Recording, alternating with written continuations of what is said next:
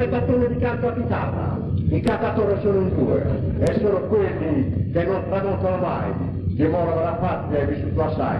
Del sole Antonio di Buare, la voce che non ha tramontato, la voce incrollabile, la voce che è entrata sempre nelle case come è entrata la televisione italiana. Vedete come lo chiarete? Del sole Antonio, l'intramontabile cantatore, nel disco. La cantata di tesoro è stata sempre applaudita dappertutto e voi lo sapete. Appresso c'è Mannoni, Francesco di Nuovo Santo, la voce lucida, la voce serena, la voce potente, la voce forte.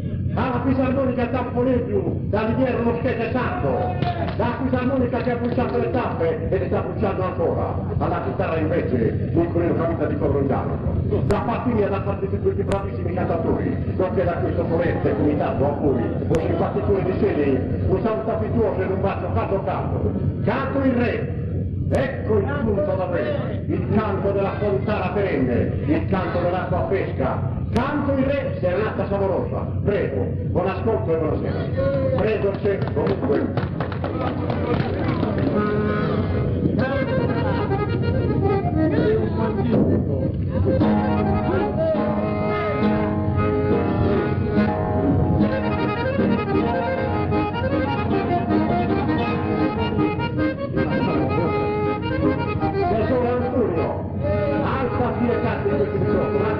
A tutti i paesani, a questa gente che vi sorride, a questa gente che vi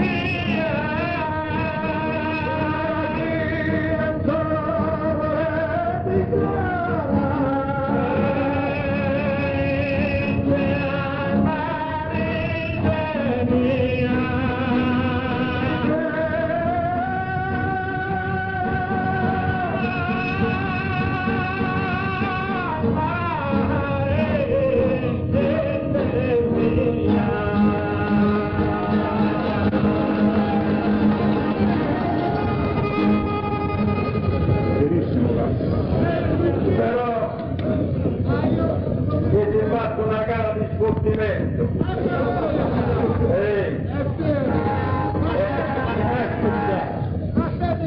E vi la dico e non sono contento. Sapete perché? Perché all'età nostra affrontare una gara in due non interessa, a te non ti interessa.